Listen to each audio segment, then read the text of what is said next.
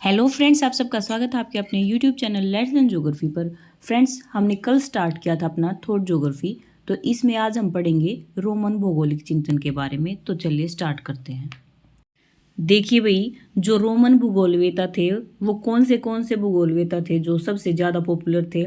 एक थे Strabo, टोल्मी, Pliny और पोम्पोनियस। क्या क्या? स्ट्रैबो, टोल्मी, प्लिनी और पोम्पोनियस। सबसे पहले हम स्ट्रैबो के बारे में पढ़ते हैं। देखो, जो स्ट्रैबो महोदय थे उनका जन्म तो हुआ था एशिया में, लेकिन वो एशिया के नहीं थे। वो कहाँ के थे? वो थे रोम के थे। और इनकी जो शिक्षा थी वो हुई रोम में, और ये था स्कैंड्रिया में। कहाँ कहाँ? जो स्ट्रैबो महोदय थे उनकी जो शिक्षा थी वो रोम में हुई और स्कैंड्रिया में हुई। उनका जन्म हुआ एशिया में, लेकिन वो थे रोम के। ठीक है, आगे देखिए। यूनानी भाषा जो थी उसका ज़्यादा प्रभाव था किसके ऊपर? स्ट्रैबो महोदय के ऊपर। इसीलिए जो रोमन थे ना, ये स्ट्रैबो महोदय, रोमन होते हुए भी इन्होंने यूनानी भाषा पर बहुत सारा काम किया। ठीक है, यूनानी भाषा में लिखने वाले ये सबसे पहले रोम के विद्वान थे। ठीक है, इतना एक बार फिर से देख लीजिए। जो स्ट्रैबो महोदय थे उनका जन्म हुआ था एशिया में, रोम के थे। इनकी शिक्षा हुई रोम में और स्कैंड्रिया में, और यूनानी भाषा का इनके ऊपर ज़्यादा प्रभाव था। इसलिए जो स्ट्रैबो महोदय थे वो रोम के पहले ऐसे विद्वान थे जिन्होंने यूनानी भाषा में लिखा था। ठीक है, आगे देखिए। स्ट्रैबो महोदय ने एक बुक लिखी जो कि 17 खंडों में थी। उस बुक का नाम था ज्योग्राफिका। क्या था? ज्योग्राफिका। ये 17 पार्ट्स में थी भाई। और इस बुक के सभी जो ये खंड थे ये अलग अलग बांटे गए हैं भाई। कौन से खंड में क्या था वो हम आगे पढ़ेंगे। और इस बुक में है ना, सारे के सारे जो बसे हुए नगर थे उनका वर्णन था। किस बुक में? ज्योग्राफिका में। स्ट्रैबो महोदय ने लिखी थी ज्योग्राफिका, जो कि 17 खंडों में थी। इस बुक में बसे हुए नगरों का वर्णन किया गया था। और इसके कौन से खंड में किसका वर्णन था वो देखते हैं। पहले 2 खंड थे ना, इनमें पृथ्वी का एक इकाई के रूप में वर्णन किया गया था। जो ज्योग्राफिका के पहले 2 खंड थे उसमें पृथ्वी का एक इकाई के रूप में वर्णन किया गया था। अगला था भाई, अगले दो के बाद 10 तक, यानी कि अगले जो 8 खंड आए उसमें यूनान, यूरोप और इटली का वर्णन था। ये टोटल हो गए 10 खंड। फिर अगले थे 16 तक, यानी कि 11 से 16 वो वाले। उसमें क्या था? एशिया का वर्णन किया गया था। किसका? एशिया का वर्णन किया गया। और लास्ट का जो खंड था उसमें अफ्रीका का वर्णन किया गया। एक बार फिर से देख लीजिए, जो ज्योग्राफी का बुक थी ये 17 खंडों में थी। सभी बसे हुए नगरों का इसमें वर्णन किया गया था।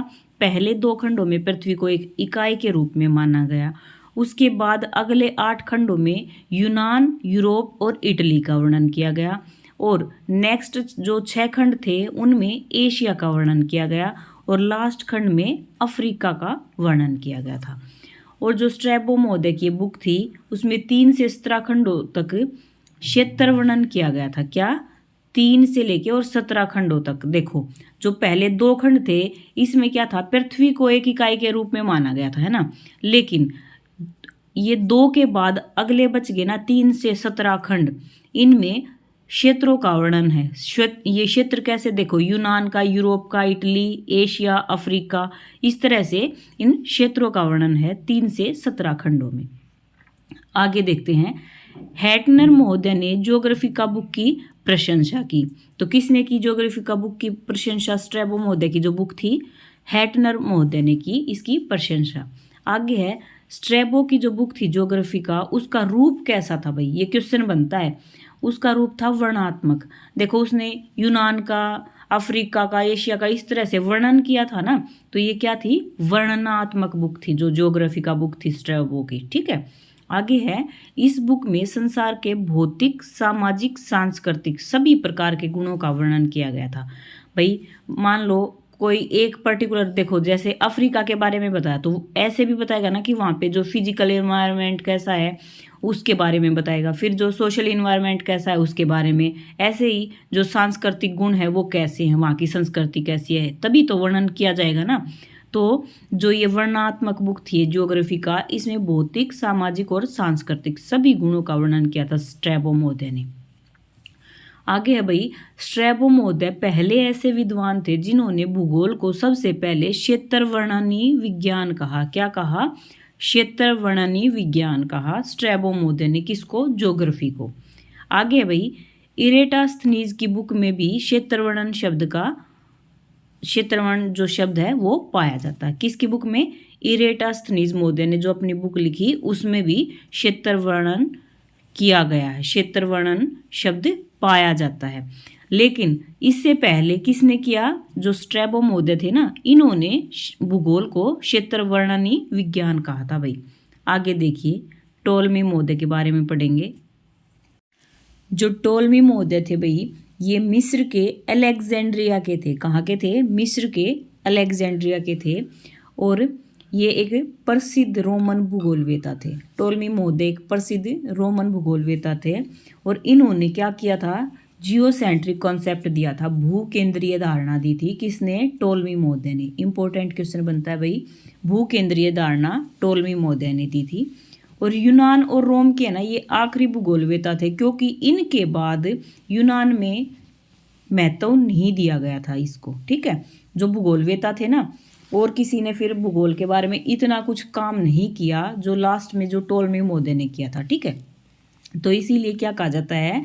टोलमी महोदय थे ये रोम और यूनान के आखिरी भूगोलवेता थे। ठीक है, फिर जो टोलमी महोदय थे उन्होंने क्या किया भाई? देखो, इन्होंने विश्व मानचित्र बनाया था जो पुनर्जागरण काल में प्रसिद्ध हो गया था। क्या था?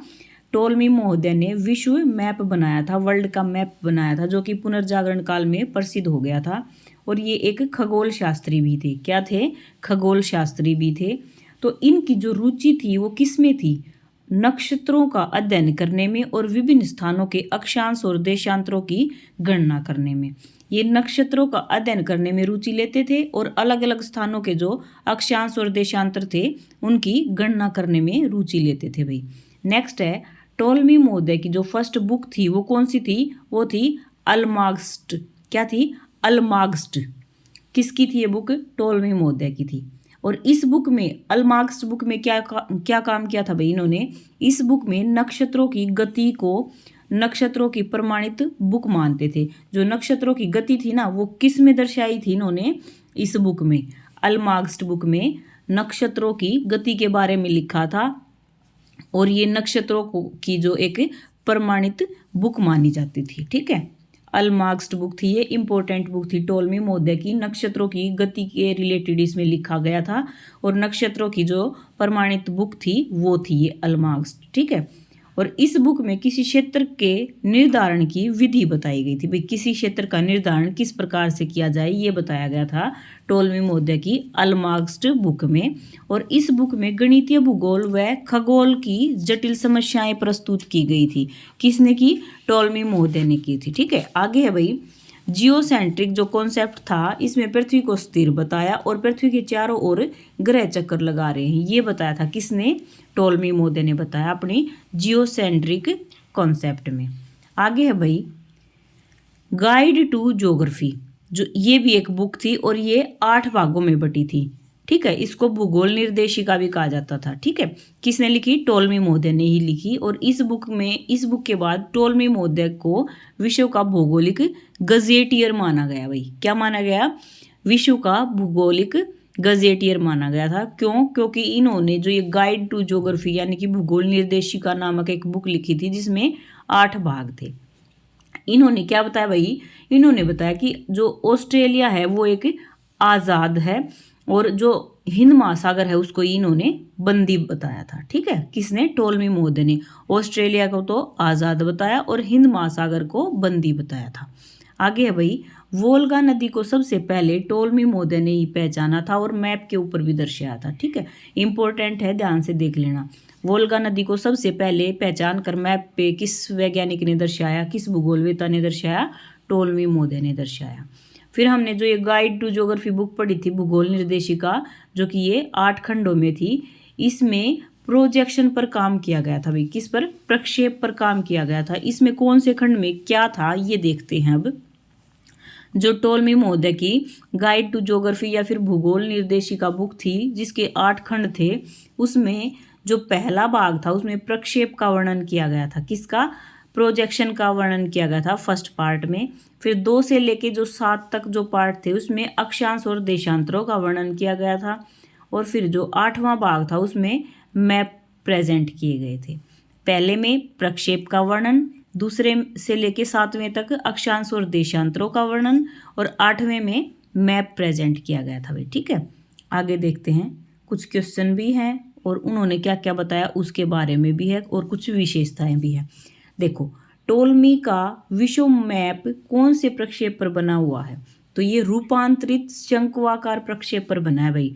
जो टोलमी महोदय ने वर्ल्ड मैप बनाया वो रूपांतरित शंक्वाकार प्रक्षेप पर बनाया भाई। ठीक है, आगे देखिए।